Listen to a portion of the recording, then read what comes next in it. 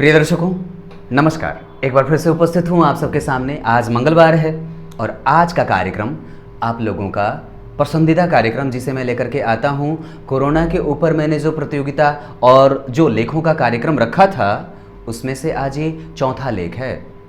इसके पहले कि मैं आपको ये बताऊँ कि मैंने पहला लेख नीतू झा जी का पढ़ा था, दूसरे लेख में मैंने मयूर पाराशर और तीसरे में कविता पांड्या जी का था। ये क्रमशः ऐसे लेखों को मैंने शामिल किया था। आज का जो कार्यक्रम है वो राजस्थान बीकानेर से उम्मेद सिंह सोढ़ा जी की है।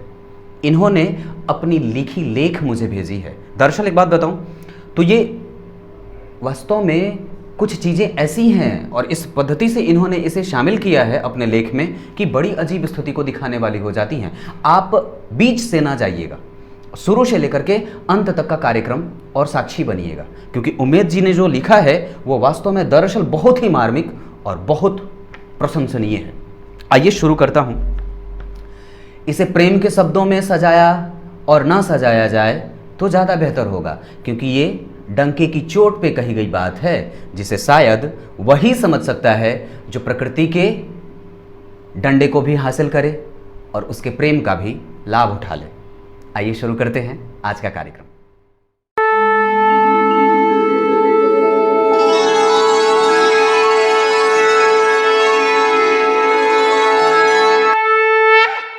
कोरोना, ये प्रकृति का एक अदना सा सिपाही जिसने पूरी कायनात में हाहाकार मचाकर रख दिया है। ये एक वैश्विक महामारी जिसका सर्वप्रथम मुझे मेरी मित्र नीतू से पता चला। ये वही नीतू झा हो सकती हैं जिनके लेख मैं पहले पढ़ चुका हूं। जब नीतू ने कहा यह महामारी सभी को परेशान करेगी, आप इंडिया में हैं तो सावधानी पूर्वक रहें। वह स्विट्जरलैंड में रहती हैं। मैंने कहा था ना, ये वही नीतू झा हैं।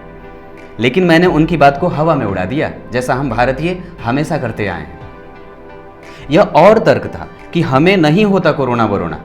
और उम्मेद जी ने जब उनसे बात करी तो ये कहा कि आप परेशान हो रहे हैं, हम भारतीयों को कोरोना वोरोना से डरने की कोई आवश्यकता नहीं है। बात भी आई गई हो गई और धीरे धीरे बीमारी पांव भी पसारने लगी।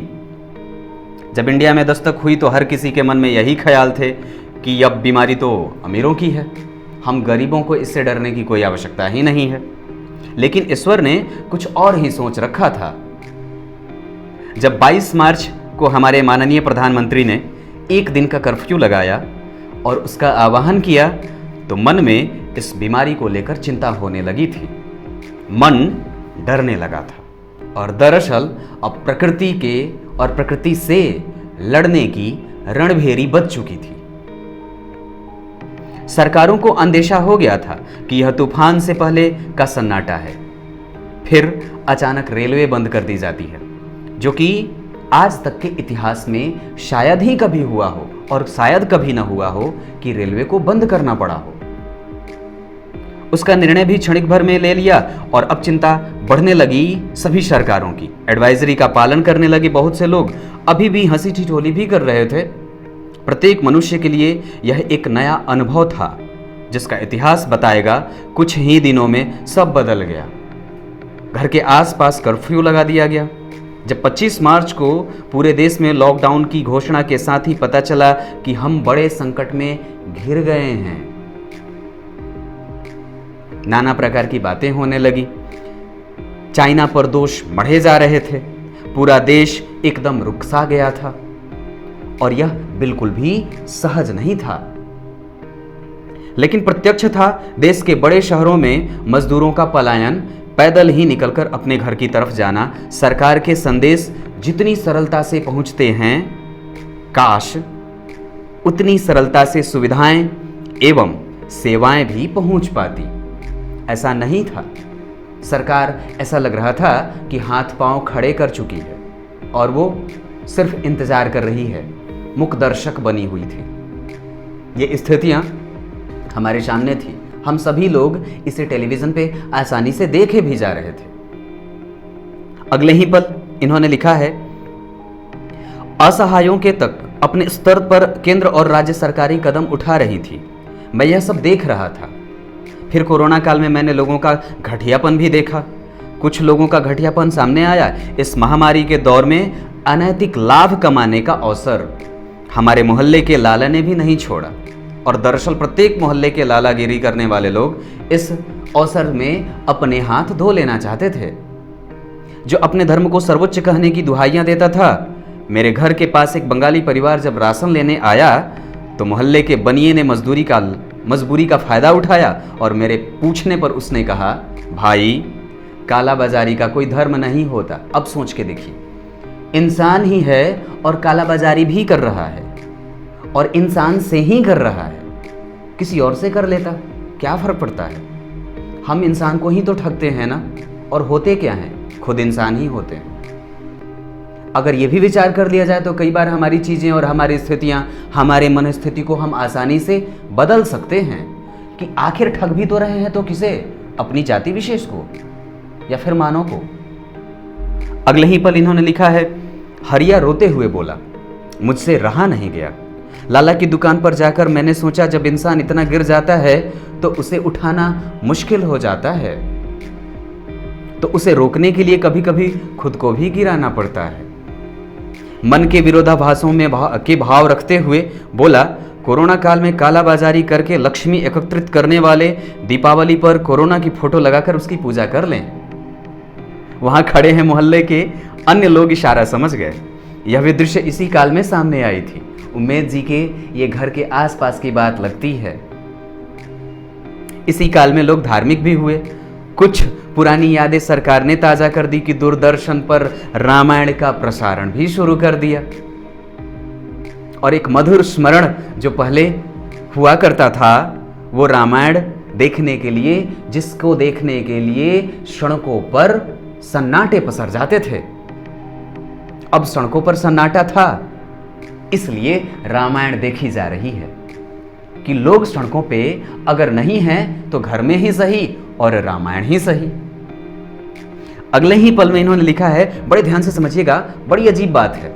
संजोग ये कि राम कहानी सुनो रे राम कहानी, कहत सुनत आवे अखियों में पानी। सुनो रे राम कहानी, ये धुन भी हर घर से सुनाई देने लगे। चांद पर यान उतारने वाली सरकार मजदूरों को घर नहीं पहुंचा सकी, और 50 दिन से ज्यादा हो चुके थे। लॉकडाउन के लगने से पहले तो कहीं कहीं अफरा तफरी भी देखी गई थी, लेकिन अब हर ओर शांति हो गई है। अगर कोई कहीं पॉजिटिव दिख भी जाता है तो हम ये सोच करके अपने आप को एहसास शांति का करा देते हैं कि मेरे आसपास नहीं है, और आराम से चादर ओढ़ करके सो जाते हैं। ये कितना सही है ये तो वक्त बताएगा। कोई पॉजिटिव केस मिलता है, वही बात इन्होंने लिखी है, ये मैंने पहले पढ़ दी। अजगर से लेकर पंछी तक सारे घरों में थे, लेकिन राम जी सभी का पेट भर भी रहे थे। पता नहीं वो दाशमलू का कौन सा अगम जानता था, लेकिन इस सच को समझते हुए भी कभी माना नहीं। बहुत थोड़ा थोड़ा दोरा शोरा जितना हो सकता था काम करते। कभी रोटी जितने करते, कभी इतना ही करते कि सब्जी भी मिल जाए। इसको समझने वाली बात है, ये आसान नहीं है समझना। कुछ ज्यादा हो जाता तो होटल ढाबे का प्लान बना लेते, लेकिन ये 50 दिन जैसे बीते हैं वो अकल्पनीय है, परिकल्पना से परे है। जिस देश के लिए कहा जाता था भूखे नंगों का देश है श्रीमान, बहुत सारे लोग भूखे सोते हैं यहां, लेकिन वो कहीं दिखा नहीं। वो आज तक नहीं दिखा कि कोई भूखे मरा हो। अब हो सकता है कि हमारे दर्शन कराने वाले ने हमें उसका दर्शन ही ना कराया हो जो भूखा मरता हो। तो क्या देश में भूखों पर होने वाली राजनीति करने वाले नास पीटे हैं? तो क्या इस देश में भूख नाम की कोई समस्या है ही नहीं? जो लोग यह कहते थे कि एक दिन नहीं कमाएगा तो घर नहीं चलेगा, वे 1.5 महीने घर में बैठे रहे और उन्हें भोजन भी मिलता रहा। ये कराया किसने? किसी सरकार ने, या फिर उसने खुद से अपनी व्यवस्था कर रखी थी? क्योंकि अभी तक एक भी खबर ऐसी नहीं आई जहां लोग भूखे मर रहे थे। अगले ही, अरे भाई, भारत बहुत मजबूत देश है। इस काल में बहुत सी भ्रांतियों का नाश भी हुआ। इस काल में बहुत चीजों से पर्दा भी उठा था। हम धोखे में थे कि हमारी पृथ्वी को अब हम बचा नहीं सकते। हम धोखे में थे कि हम इस पृथ्वी को बचा सकते हैं या नहीं बचा सकते हैं। दोनों ही तरह की स्थितियां हमारे मन के सामने ही थी। हम प्रदूषण कम कर सकते हैं, लेकिन हमें अब पता चला कि अगर इंसान अपनी टांग ना करे तो प्रकृति अपने आप को स्वयं ही स्वच्छ कर सकती है। ये बात भी देखने को और प्रकृति ने हमें दिखा दिया। हम धोखे में थे कि हमारी मीडिया बहुत समझदार है। ध्यान से समझिएगा, हम धोखे में थे कि हमारी मीडिया बहुत समझदार है। हम धोखे में थे कि हमारे क्रिकेटर्स और फिल्म स्टार असली हीरो हैं। पर पता चला ये तो सिर्फ इंटरटेन करने वाले लोग हैं, जो सिर्फ अपनी फिल्म चलाने के लिए ही हमारे पास आते हैं। ये तो वो लोग हैं जो सिर्फ कैमरे के सामने ही हमें अपना असली रूप नहीं दिखाते हैं, और असली रूप तो तब सामने आता है जब कोई गुजर चुका होता है। हम धोखे में देखे, ये भी देख पाए कि यूरोप के लोग हमसे ज्यादा समझदार और एजुकेटेड होते हैं, और साथ ही साथ हम चिड़ियाघर के जानवरों को देखकर बहुत खुश होते थे। जब हम खुद घरों में बंद हुए तो पता चला उन जानवरों को कैसा लगता है। हम धोखे में थे कि शॉपिंग मॉल्स बंद हो जाएंगे तो हमारी दुनिया रुक सी जाएगी। शॉपिंग मॉल्स तो बंद ही थे ना, फिर भी दुनिया तो चल ही रही थी और हम खुश भी थे।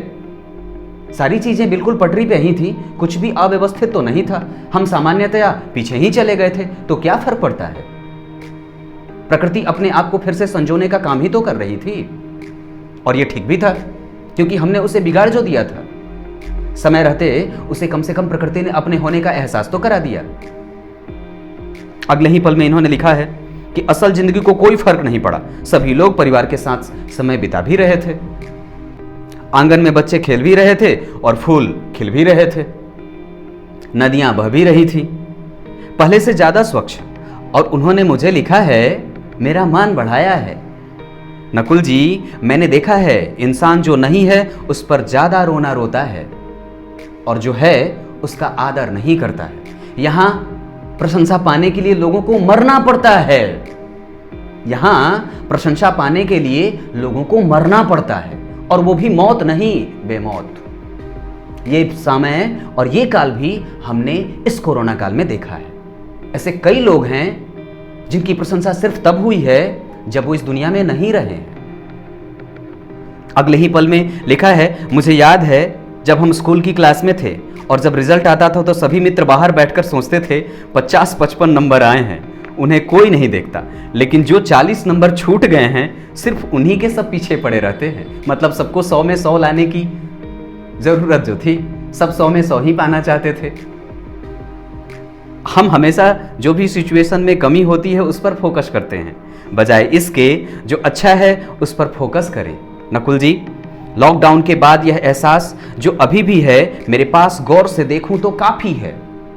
मुझे इससे ज्यादा नहीं चाहिए, और मुझे रहने दीजिए मैं जैसा भी हूं। मेरी माफी है, 100 में से यह 50 नंबर आए हैं, और जैसे भी हैं, जितने भी कमाए हैं वो काफी है। अगर ये संतुष्टि का भाव क्रमशः इंसान जागृत कर लेता है तो उसके जीने की इच्छा भी बढ़ जाती है और उम्र भी जवान हो जाती है। अगले ही पल में लिखा है उन्होंने, जिनके पास 100 में से कुछ भी नहीं थे उनसे हम शायद पूछ लेते कि तुमने क्या पाया है और कितना खोया है। दरअसल हमारी जो जीवन के प्रति भूख है वो प्रतिदिन बढ़ती जा रही है और प्रतिदिन अपना आवरण बढ़ाते जा रही है। हमारे ऊपर उसका प्रभाव लालच का बढ़ता जा रहा है और हम उसके साये में समाते जा रहे हैं। अगले ही पल में इन्हें लिखा है इन्होंने, हमारी फैमिली, हमारे लोग, बचा खुचा बिजनेस जो भी बचा है अब इसका शुक्र मनाते हैं। जिंदगी की गाड़ी को इस लॉकडाउन के बाद भी बड़ी मजे से चलाते हैं, क्योंकि नकुल जी, जिंदगी की गाड़ी चलती रहनी चाहिए, उसे रोकने और उसे ब्रेक लगाने की कोई आवश्यकता नहीं है। इस महामारी के दौरान कुछ लोगों ने कहा अब सृष्टि समाप्त हो जाएगी। हम भारतीय हैं, इकबाल की वह नज्म याद आती है, यूनान ओ मिस्र ओ रुमा सब मिट गए जहां से। यूनान ओ मिस्र ओ रुमा सब मिट गए जहां से, अब तक मगर है बाकी नामो निशा हमारा। कुछ बात है कि हस्ती मिटती नहीं हमारी। हमने रोका है मृत्यु को महाशक्तियों के सामने मिसाल बने हैं हम। बस अब हम सब एक हो जाएं, बस अब हम सब एक हो जाएं, इन गलतियों से कुछ सीख ले जाएं, और साथ ही साथ क्योंकि हम सबका शत्रु एक है, क्योंकि हम सबका शत्रु एक है। नकुल जी, लॉकडाउन का वह प्रसंग तो मैं भूल ही गया, जब नीतू जी का फोन आया और उन्होंने कहा इतना सन्नाटा क्यों है भाई, तो उमेद सिंह जी ने कहा जब मैं बर्तन साफ करता हूं तो चुप ही रहता हूं। उन्होंने कहा जब मैं बर्तन साफ करता हूं तो चुप ही रहता हूं। प्रकृति अपना खेल खेले जा रही थी, हम अपनी खेल खेले जा रहे थे। बड़ा आनंद आया, मतलब विभोर हो गया मैं तो। आप लोगों को कैसा लगा ये जरूर बताइएगा।